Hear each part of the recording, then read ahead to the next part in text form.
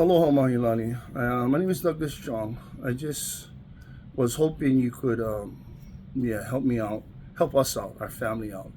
You're our last hope, so to speak.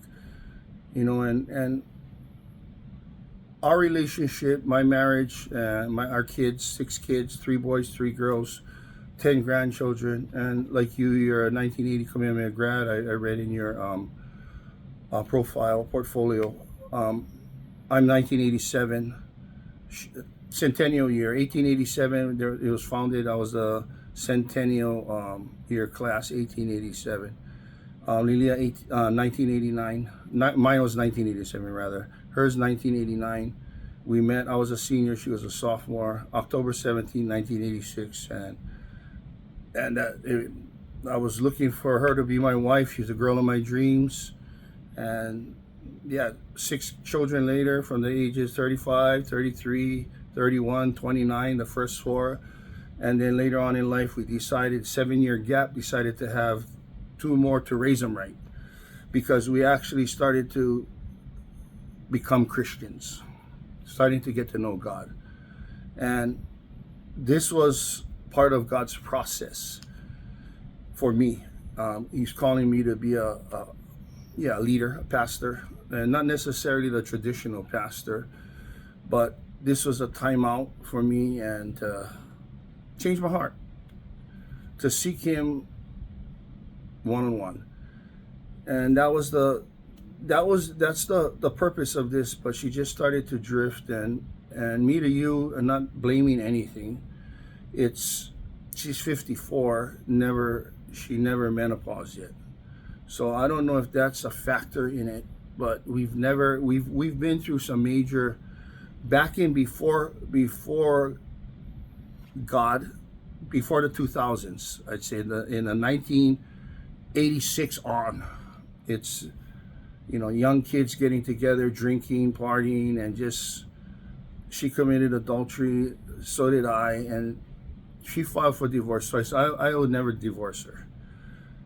That's, like I said, she's the girl of my dreams, and marriage is forever. And I'm willing to work through things and change.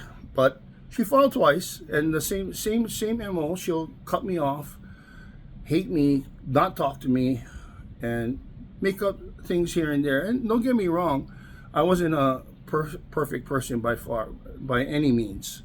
So some of the things she said is true or has a thread of truth, but it blows up.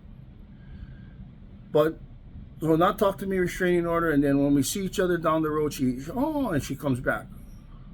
Not that I was trying to get her back. She just comes back. Second time, same thing, she comes back. And so the divorce never went through. So I can honestly say we never been divorced. I mean, there's one time she restrained me from the house, and when she was staying with her boyfriend, she wanted to move back in because he was getting kicked out. She restrains me from the house, kicks me out, comes into the house, serve the divorce papers to the house that I'm restrained from, and she shows up for court. Of course, I don't show up because I don't know there's a court hearing. We get divorced. The judge says you get everything. Divorce is finalized. So technically, she divorced me, but my cousin Bradley Chong from Oahu, he's an attorney, family court, so he represented me, and he overturned that case. So the divorce technically never officially went through, but she thought it did. But she came back. So Mailani, this is my concern. She's an emotional decision maker. No blame either way, but that's my fear. I believe we were called to be together by God, and I'm not overly spiritual. I went to Bible college at New Hope. Pastor Wayne Cordero, we was at Farrington back in the day. See, when she committed adultery, she left me, and she didn't pay the mortgage. She was the only one working at the time. Problem is, I got excuse me, I was a police officer at the age of 19. I got in when I was young. Started to started to drink with the other officers, and that was the beginning of my problems. Then I went over the cliff at Kakaloa. 300 feet down, I got thrown out of my Jeep. The Jeep went 360 feet. At that same week, the Mendez girl and Nakoa, who lived in that area, had separate vehicles. We were all in intensive care together here at Maui Memorial. Difference is they died, I lived. Don't know why I lived. People were saying God had bigger plans for me. My hand was crushed. Broke my left arm, my left leg. Multiple surgeries, especially with my hand. Got addicted to pain pills. Not the reason, not making an excuse, just giving you the facts so you can understand what I'm talking about. And lost my job at the police department. My hand wasn't going to be functional for a long time, and I just went into a state of depression. So the drinking, it didn't stop, it got worse. So the relationship got worse. And if you ever talk to Lilia one-on-one, she'll say alcohol ruined our lives. It's when I started drinking. It's when I'm not the same person I am. The hurt in my heart and the insecurity that I have had takes over. You know, I'm the opposite. Now I'm overly secure, and you get the liquid courage, and it just wasn't I'm not a happy drinker, put it that way. So that was the problem, and 2 almost divorces later, never went through. We live happily ever after. That's the point. Is we started our own company, Hawaiian Style Tours and Transportation. We were going to celebrate one day. What happens? Let's drink a bottle of wine. But the problem is Lilia can stop, I cannot. I like the feeling, I like the worry-free euphoric effect it has on me. I overly think things. I'm the oldest. I read this book, the Birth Order book. They say the oldest children, male or female, doesn't matter. You're the oldest female, you're the oldest. They're usually the leaders. 70% of all presidents are firstborns. This guy, Lehman is the author's name. He goes to colleges and he can pinpoint. Most firstborns are attorneys, accountants. They're leaders. Our role models. My role model was my dad. I didn't have an older brother to teach me bad habits. Youngest child, usually comedians. Most comedians in Hollywood are the youngest. They're easygoing. My youngest brother, easygoing. The lawn was mowed, road is paved already. So Lilia is our firstborn as well. So we both have that leadership quality. So that's where the heads bump. But when I came to God in 2002, see, when she committed adultery, not blaming now. I'm not blaming her. I'm just saying the mortgage wasn't paid. She didn't pay the mortgage. So when we got back together 8 months later, they were already foreclosing. We have 4 children. So to save the house, she figured out a way to take money out of the insurance company. She was working at American Savings Bank. Devised a plan to take the money out to pay the back mortgage.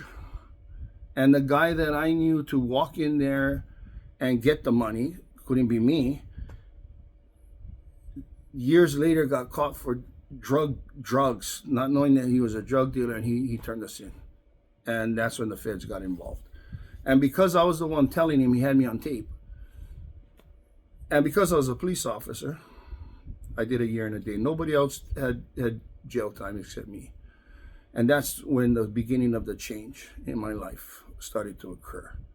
That's when I started to come to God and get to know God, not just go to church and kneel down, stand up. I was a Catholic going to St. Anne's School growing up, but didn't know anything about how to live for God, how to ask him to help me forgive, change my heart, heal the open wounds in my heart. Moving into Keanai, we moved from Oahu. I was in 7th grade when we moved over. My mom is from Kaneohe, Oahu. My dad is from Kahalu. My dad was a police officer. Retired early, got land in Keanai. Halfway to Hana, that banana bread fruit stand, the one on the top, that's my parents. That's where I grew up. So my dad is strict, police officer background, he was strict. So moved to Keanai, I didn't fit in. I'm probably the whitest guy there. Dark Hawaiians, they are related. So, and my senior year, I was only 155 pounds. I wrestled at 157 for commitment schools. So I grew. My size came after. I was a late bloomer. I was immature. So I had to fight my way through, and they're all related. So I didn't win them all, but I kept records, and that's where the hurt, the bitterness came in, the teasing, and the not fitting in. And when I did become bigger, it was just a bigger guy with a hurt heart, a bad attitude, insecure. So you add some alcohol into that. It was a bad situation. And unfortunately, me and Neil would get into arguments. So point is that's what was happening. So when we had our own business, we had the business running itself. It was making a lot of money. We're the only luxury tour that goes all the way around the volcano. We go the reverse way first. And I take them on a tour of my parents' property. The emu, there's an emu there, King's Trail. Excuse me. Goes right through the yard, show them the boar heads. My dad had some boar heads, hunting dogs. So we let them feed the goats. We got goats there. They eat the tea leaves. So we were doing very well. So that made us where we didn't have to work. So I was the operations supervisor. I would train the guides because I went to Bible college, got a academic achievement award, straight A's. I had that biblical preaching background. I preached on Akaku and Olelo, the public access TVs. Olelo is Oahu, Akaku is Maui for 5 years. So I could preach, I could write messages, so I could write tours. I taught the tour guys how to tour. And yeah, our company was doing very well. So that put us together all the time. So we went out and celebrated, and the rest is history. I started drinking again. My doctor friend gave us, both of us, pain pills. We were taking pain pills, and we just argued. And then she was just fed up with it. I didn't want to do ministry anymore because ministry is the hardest thing in the world to do properly now. So God wanted me, he called me to be a leader, he called me to be his pastor. And I didn't want to do it. So basically, when Leah up and left, I didn't rape her like she claims that I did. And that's the first time I heard that when it came back to Maui. I never forced myself on her. Now, did I threaten to kill her? Yes. And it wasn't mad threat. I knew she was gonna leave. So I was begging her to not. I had a hard time quitting on this time. This is the most pain. I was taking at least 10 pain pills a day. And I was drinking about a 12-pack and shots of Jägermeister. I don't take shots. I just drink the bottle.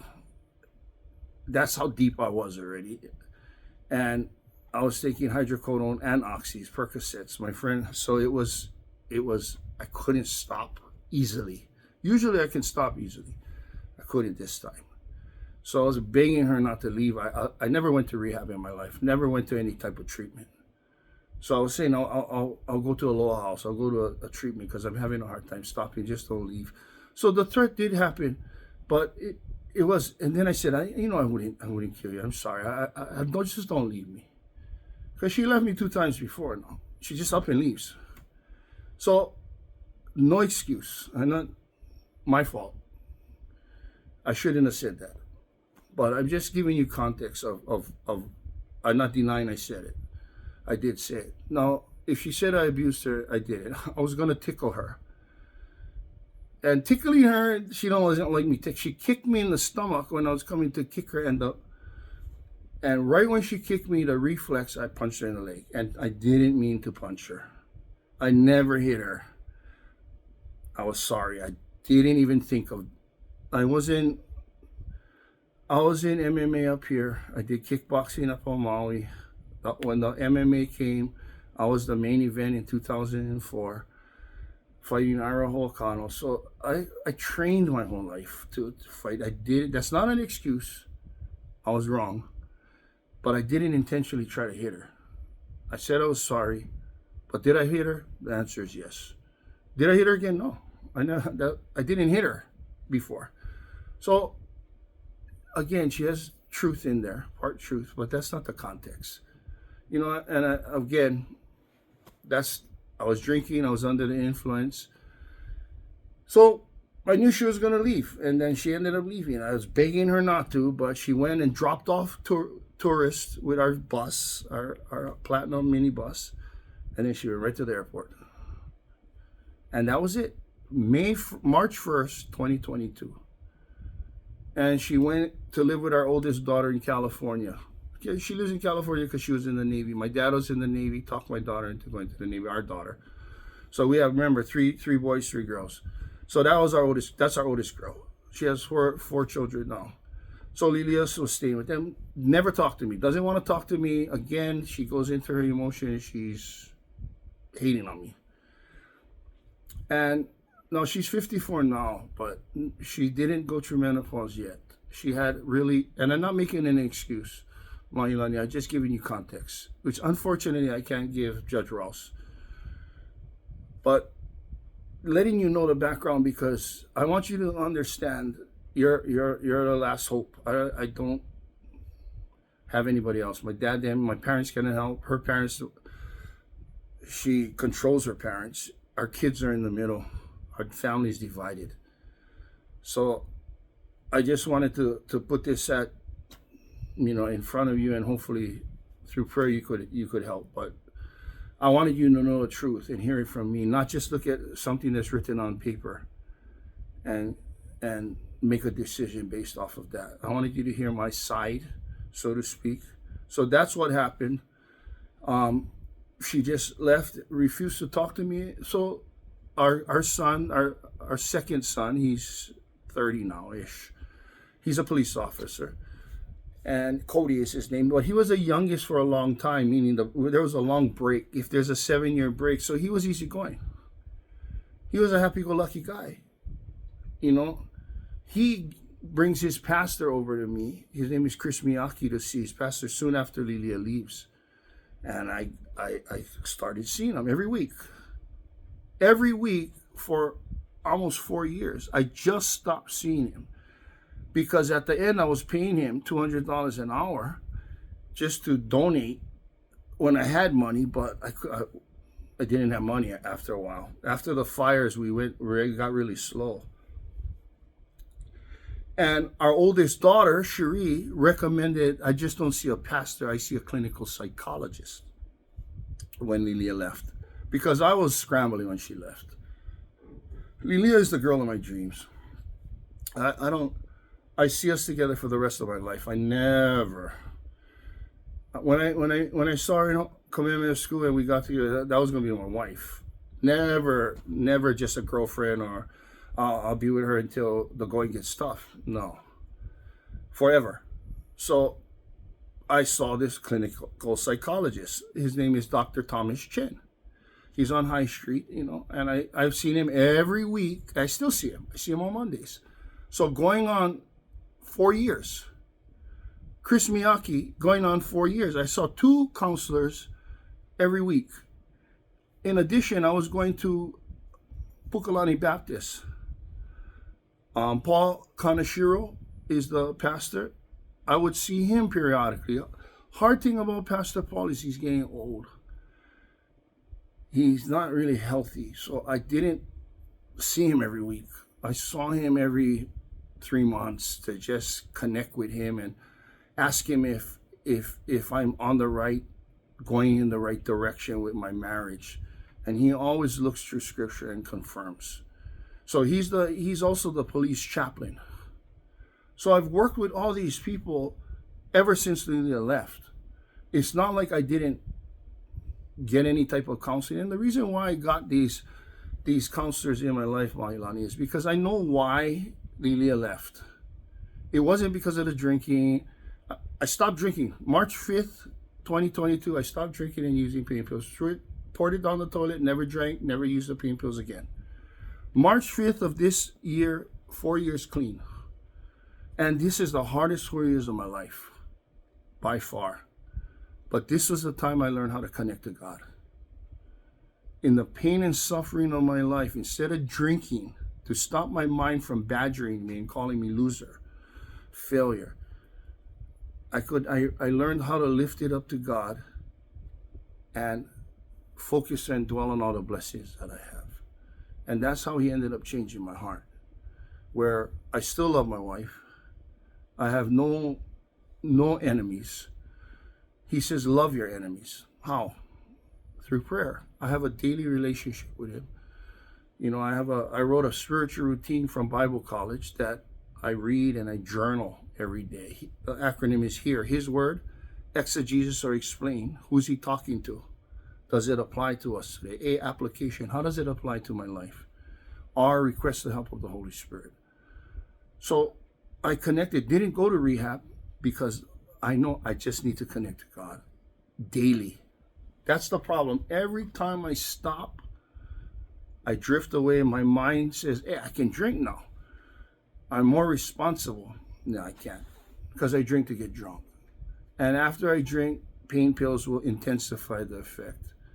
I'll get pain pills. And then I just get into that laziness, and I'm not in my right state of mind. I'm usually not aggressive and violent. I'm 56. But the arguing and, yeah, just not a good scene. And that's not my call. So throughout this time, I became the head chaplain of MCCC. But because Lilia I brought her back to court. See, she filed in California. And she filed in 2023. And we were supposed to, I never talked to her. I talked to her on Zoom.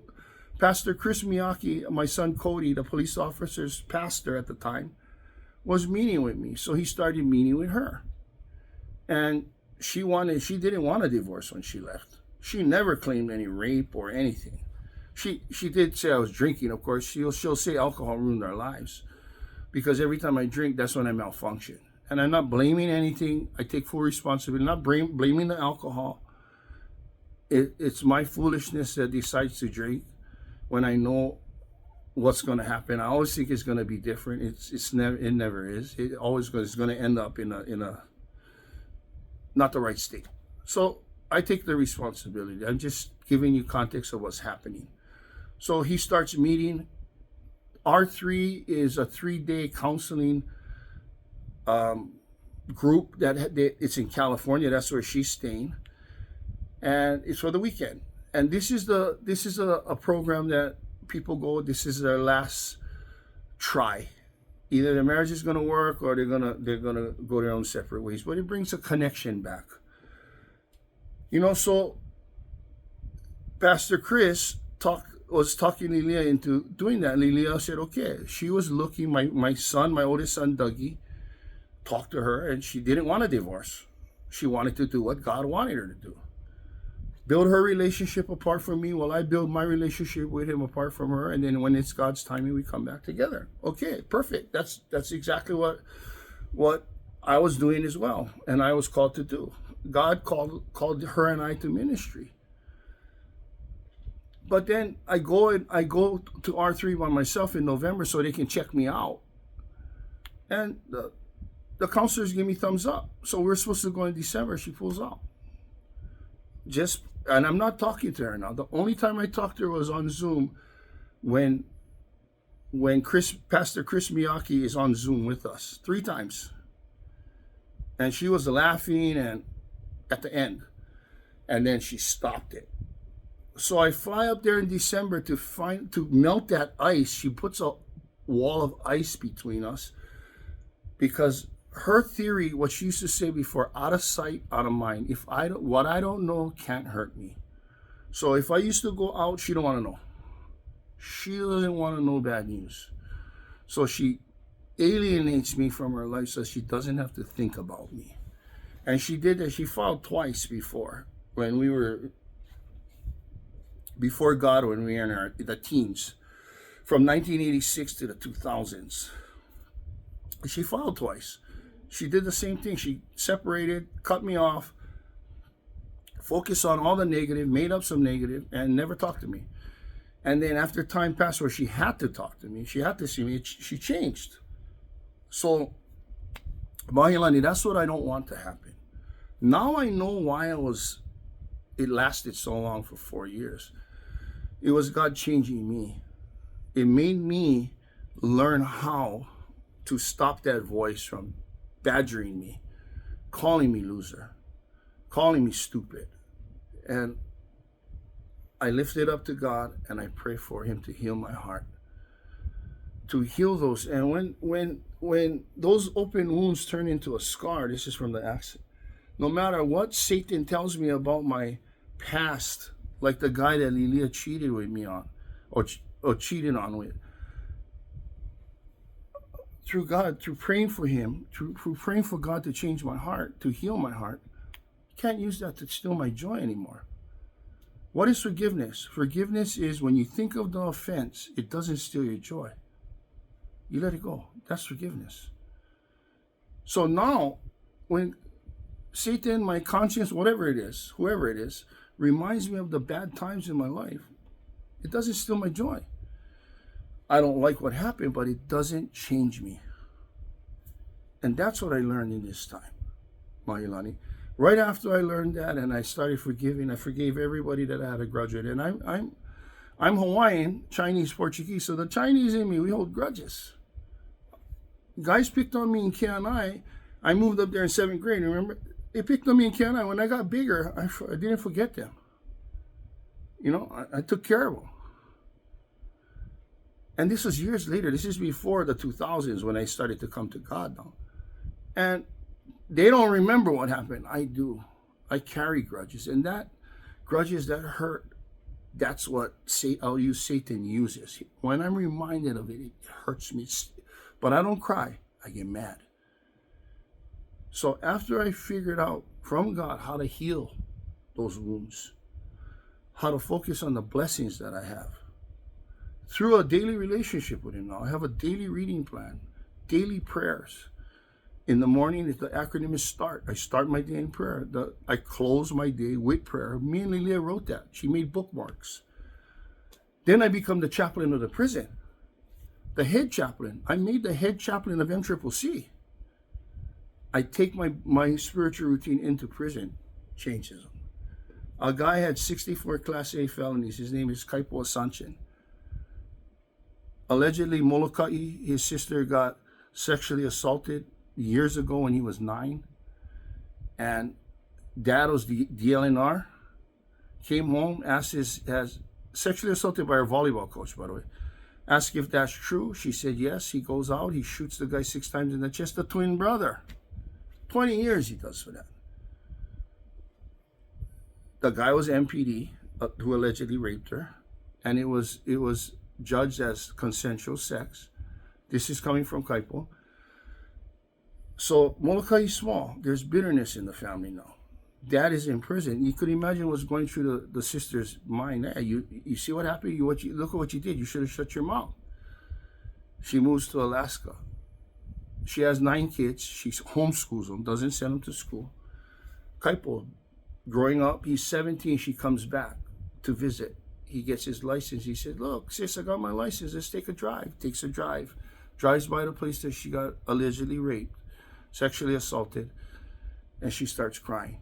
Drops her off at home. Now he can do something. That voice in his head, now you can.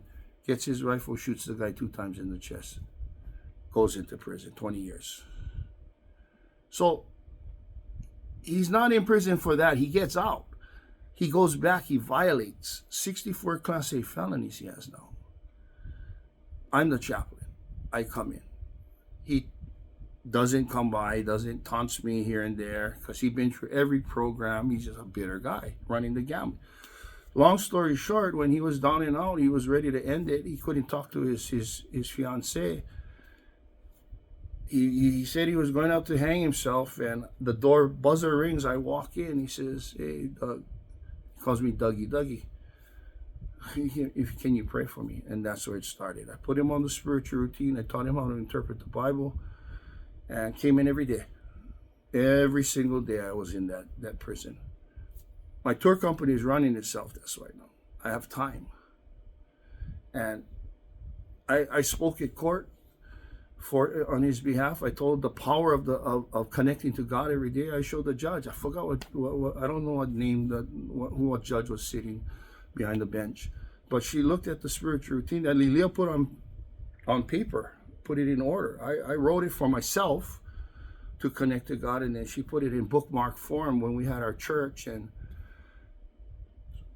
and she was blown away.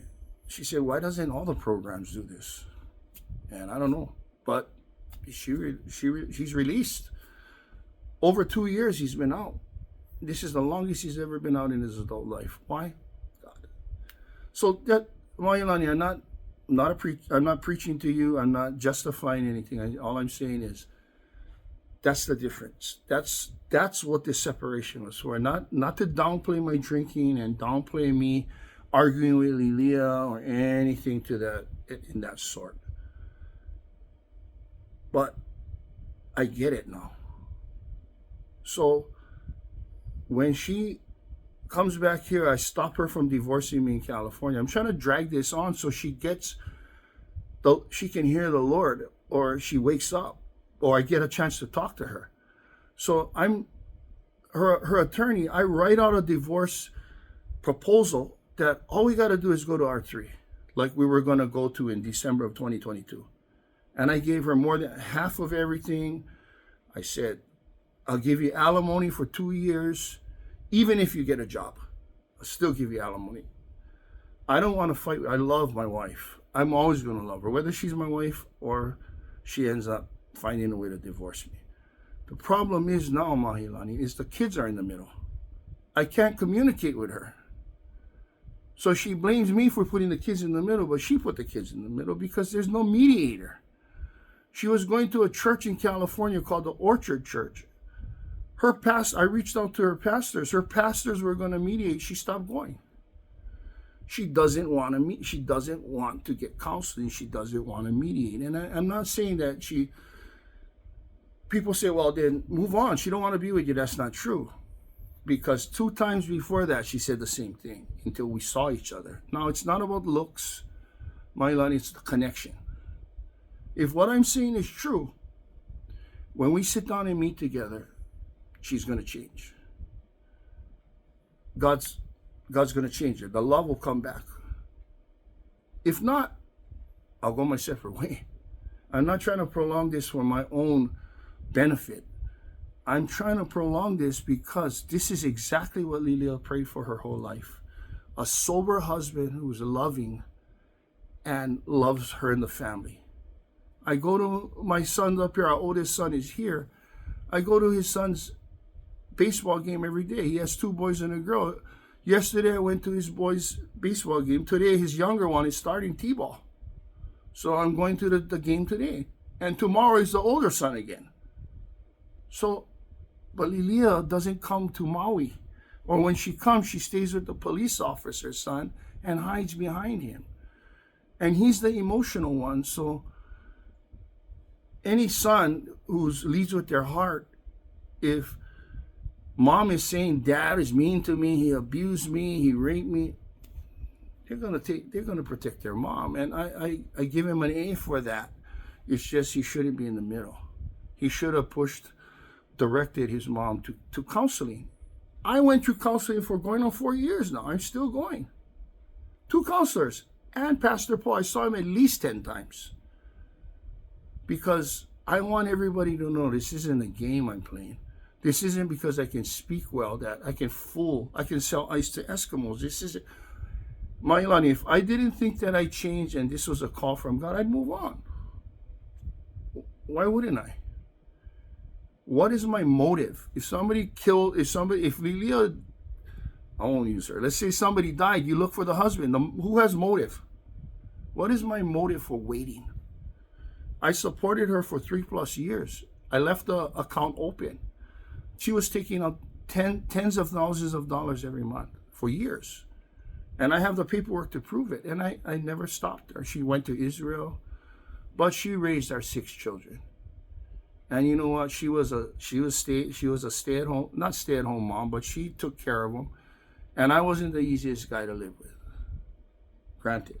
So now that our youngest was 17 at the time when she left, we had the money and she has the time to travel. So I focused on me and let her go. Let her travel. I didn't stop the money from coming in. I'm the only one working. She doesn't want to help me. Again, I connected God and I asked him to change my heart. Help me to love my wife like Jesus loves the church, unconditionally. No conditions on it. Christmas, I take my youngest son up there to see her. They have Christmas. I sit in the hotel room by myself in 2023. That's okay. No bitterness, but that's the division of the family, Mahilani. My oldest son, Dougie, our oldest son, she doesn't come around him because she thinks I brainwashed him. She thinks he's on my side. There's no sides. I don't want him and his 3 kids to suffer because she's holding his relationship with me against him. See, if we don't melt this wall of ice between us, she's not going to come back around here. So my youngest daughter, Nikki, she's 23, 24, she just made 24. She's finishing her psychology degree on the Big Island of Hawaii, Hilo, Hilo. If she ever gets married, I'm not going to be invited. I cannot see my grandchildren that she's staying with, Cherie, because there's no communication between me and Lilia. So I ask the kids, how's mom? What's going on? So that's my psychologist, Dr. Thomas Chen, has never heard of this before. Unheard of. Not talking for going on 4 years now. Besides those 3 Zoom calls, that's unheard of. And there is no, from when she left till today, no threat, Mahilani. Promise to God. And the way I communicated with her was via text or email in the beginning. The very, very beginning, when we were going through counseling, a little bit of counseling, that first year. So taking it back, the first year with the counseling, under the boundaries of counseling, we were texting, but that's it. So there was no threat. I'm in my right state of mind.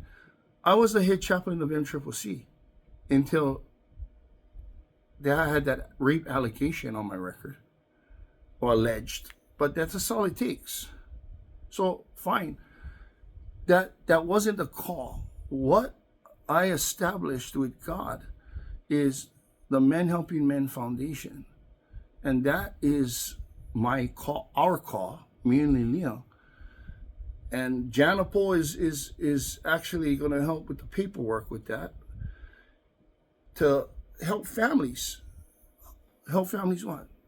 Come be unified. How do I stop that voice from controlling me?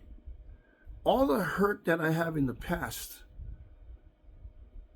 all those open wounds, how do I stop it from affecting my life or infecting my life?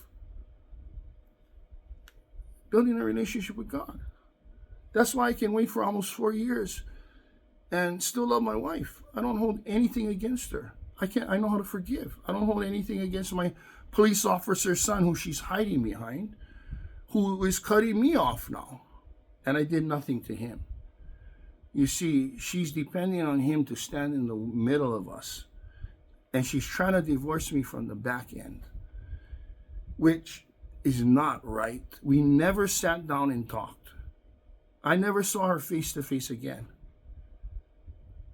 Well, scratch that. My sister just passed away.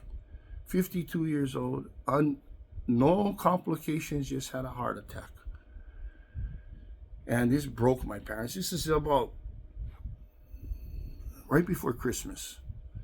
Broke all of us. And then Lilia wanted to come and view my sister's body. And then I said, okay, but yeah, come. But she comes in with my police officer's son like she's their Secret Service and I'm going to do something. I know where she lives, Mailani. I know where she's staying. I know where my son lives when she's staying here. I don't have a history of violence, especially when I'm sober. Every fight I got into back in the day was when I was intoxicated. Now, I'm not making an excuse. That's just a fact. I was a police officer at the age of 19. What happened? When I drank, I went over the cliff. But never smoked weed in KNI because I always wanted to be a police officer. So it's not, I'm not a bad guy in the sense where I'm unruly. I went to Kamehameha school. They'll kick you out because there's 50 guys waiting to take your spot. I never got kicked out. When the house was foreclosed and I went to federal prison, that was a blessing. That was a commitment of schools of prisons. Never got written up. And if you show you in a honey container, they write you up for that, because that can be paraphernalia. They don't know what's in it. I never got written up. I was the one that ran the Bible studies in there. So this is a means for God to change me, and not here. It's here, and that's what He did. And I'm not perfect by, not even close. I still have a lot to work on. But the main things, I don't need alcohol to stop that voice. I don't need alcohol for joy. I get it. I know how to connect to God and have a daily relationship with Him. Now I can help other hurting families. Now I can help my grandchildren. Now I can love on people the way I couldn't before, because I had to harden my heart, because it was painful thinking of these things that happened.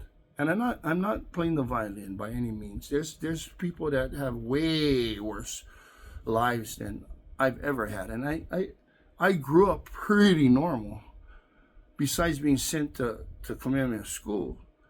But you don't realize how many people. I go to Connie Connection at the Cameron Center, Kavika Matos. I mean, his wife and Judge Mayor Bisson's wife, they're sisters. So he runs the Connie Connection there. But when we went on Monday, because those are the types of guys that I'm going to be working with, clean and sober, to, how to stop drinking and using.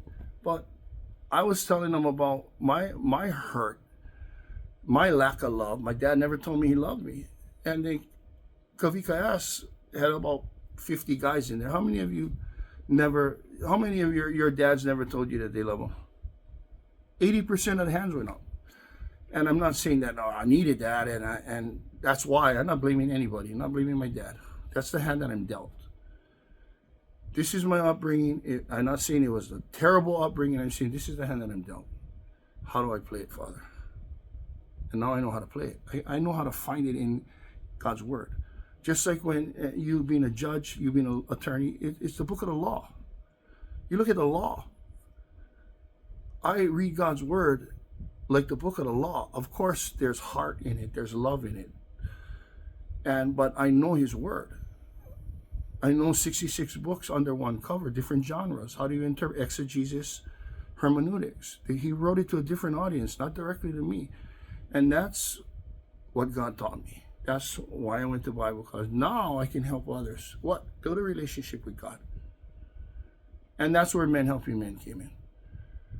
So I'm in limbo because my marriage is on the rocks. I cannot move forward without resolution. And I am doing, her divorcing me without us even talking, Mayalani, compared to looking at the pattern that she's changed twice before, when not talking to me, hating me, restraining order, adamant about division, and then she just switched, like a light switch.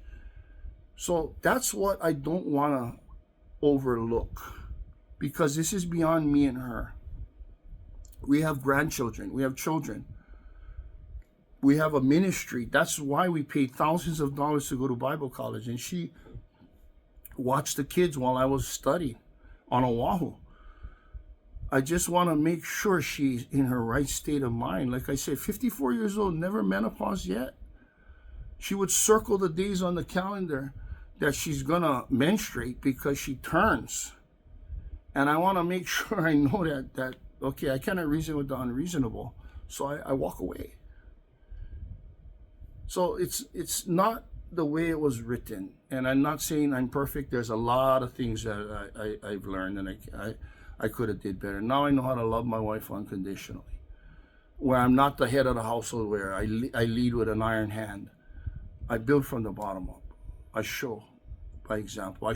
How do I not say I love you? I want her to say when I tell her I love you, she goes, I know, because she sees my actions. She sees me caring for her before I care about myself. And without my heart being healed through these hard times, Mahilani, I wouldn't have been able to do that. My love was superficial. I loved her because she gave me love back. I was codependent. And that's why I threatened her. And it wasn't an angry threat, it was a threat of desperation. Don't leave me, don't give up on me. I can do this, I promise, I'll try. I'll go to rehab. It wasn't angry, it was, I know I'm failing. I know, but I cannot change it right now. Give me some time. But she left anyway. And although that broke my heart, I knew what I had to do. I knew it. And that's what I did. And that's why I got counseling. Because you don't have to take my word for it. My counselors, they're available. They're open books. You can talk to any one of them. Pastor Paul, the police chaplain, so he walked me through this. I had the team, I had people around me to help me through this. Help me through what? My mom is, divorce her. What are you doing? Why are you giving her the money? Cut the money off. I said, no. That's loving her unconditionally. God didn't tell me to cut the money off. So that's where I'm at, Mahilani. If we went to R3 and we connected and she still wanted out, I'd give her out. I'd give her an out. If we already saw each other and talked, had our time together, and I could tell her how much I love her and tell her it's different now. This is spiritual. We can help other families like we always wanted to. We don't want them to end up like us. And we're Kamehameha grads and we still got issues. And I'm not saying Kamehameha is the best of the best, but we had privileges that others didn't. But it's here. It's a hurt. How do you deal with it? With God. So I don't want to quit prematurely because there's no turning back for me. I don't get remarried. Because if I ever got remarried, let's say she divorces me and we don't see each other, and then one of our kids get married, the ones that's not married, and we both go to the wedding and we see each other and she falls in love again. It's going to break my heart because I can't remarry her. Why? Because my brother who married not the mother of his kids, the mother of his kids he wasn't married to. He's married to this girl, Glenda. I married them. I told him not to marry her. Marry the mother of your kids. But if he sees me, that I got divorced and I got remarried and my life is roses, he's going to say, I can get divorced. My brother Kaipo is going to say, I can get divorced. Look at you. You got divorced, and if it's God's will, you got back together, and look at your marriage now. That's not the point, Mahilani. The point is, how do you work through the problems now when you cannot change it? If there's like my sister died, my parents are broken. They're not Christians. They don't know how to connect to God, and they don't want to know. So the hurt in them. My mom lost a big piece of herself. I see it in her. And unfortunately, the division, I'm the oldest. I got the most 6 kids from the same woman. My family is split.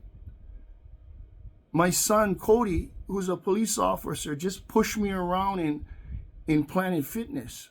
I made a police report. I told him, stop standing in the middle of me and mom. And he lost it and was pushing me around in the gym. But that's what I'm talking about, because the kids are in the middle.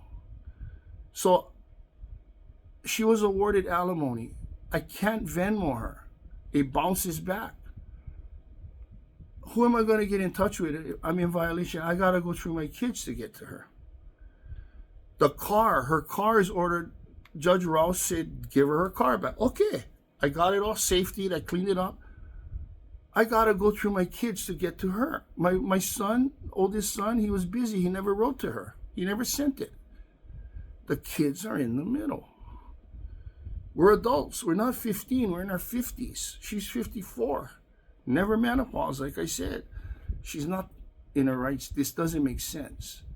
She's not in the right state of mind. And that's why I'm holding off. Just don't get divorced in your emotion. I left her alone. The only reason why I stopped the money from coming in, Mahilani, is because she was paying an attorney to divorce me. That's the only time. Traveling, I left the money. Once she started to hire an attorney and use that money for an attorney to divorce me, it stopped. I said, just calm down. You can stay up there. I told the kids this to tell her.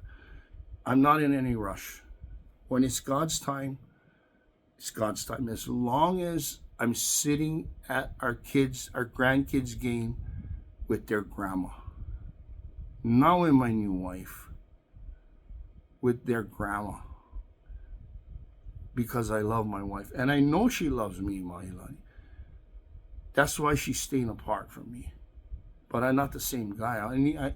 I'm not the guy that she left. And the guy that she left wasn't the worst guy in the world, but way different from who I am today. And that's why I don't want to skip this step.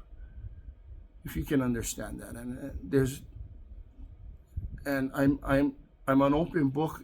If you want to talk to any one of the people Pastor Chris Miyake, he's in Georgia now, but I would Zoom with him. So he'd be happy to talk to you. Dr. Thomas Chen, like I said, I seen him every week. Chris, I would see 2 times a week.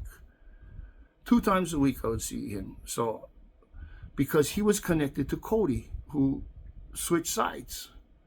And he wasn't on anybody's side. He was in the middle until the emotions started to come. So, it's not just saving my marriage. Of course I want that. But beyond that, it's not dividing the kids and the grandkids. And if we don't talk, Mahilani, we don't melt this big wall of ice now. Let's say she divorces me without seeing me. Is it going to be easier for her to come around me after we're divorced the way she did it? Or is it going to be harder? It's going to be harder. She's going to think I have a reason to be mad because she doesn't negotiate in faith like her and her lawyers say. We're trying to negotiate in faith. There's no faith. There's no negotiating in faith. Sorry, this is my clock. So if you can find it in your heart to please help us out. I mean, I know you're not a family counselor where you're trying to bring unity, you're trying to bring a marriage back together, and that's not what I'm asking.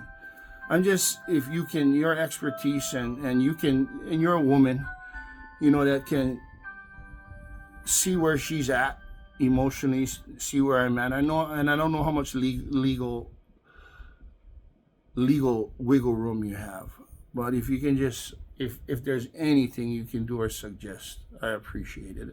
And again, there's no. You're an attorney. You're a judge. You're a Kamehameha school. You got good sense that there's no ulterior motive here other than living for God and trusting Him to bless us and our family. I got so many blessings that I don't deserve. Every time I fall, I land on my feet, and that's unheard of. Unheard of, and I don't know why. And I know why now. Because God had His favor in my life and her life. Why? To help others. To help others. That's why Men Helping Men Foundation came to be, and I got my 501c3 already. And I put my wife on as a partner with me because I don't divide. When I was a chaplain of MCCC, she had a desk that was for her. Because they needed somebody to go into the ladies' side. That's perfect. But it wasn't God's time yet. It is now. Because she's pushing it and pushing it. She gets hot and she becomes aggressive and she wants a divorce, then she doesn't. Not to say she doesn't want a divorce, but she doesn't push. So it's an emotion. It's her emotion that's, it's her emotion that's driving her. And of course, you don't make decisions when you're in your emotion. Not major ones if you can help it. So I hope you listen to the whole thing if you hear this. I appreciate your time. And if you cannot help, yeah, I'm hoping that somebody can. If you know of anybody that could, because like I said, I'm not asking for the world. I'm just asking for us to reconnect and at least not even be bosom buddy friends, but be. I'm not, I don't have any grudges against her. I love her, and I'm always gonna love her. I wish the best for her, but I want her to love on our kids and our grandkids too. I don't want her to hold me against them. And I wanna be able to coexist at birthday parties. My son has his 3 children. Their birthdays are close. He has it all together. She never came to one of them because I'm here, and that's a problem. When I got professional help, and I got professional people to vouch for me, that this isn't an act. If it was, I wouldn't be acting for 4 years. So, and she had no counseling. The little counseling she had a few times, she never wanted to go back when they wanted to work with us. So, if you can find it in your heart, thank you for your time, Mailani. God bless you.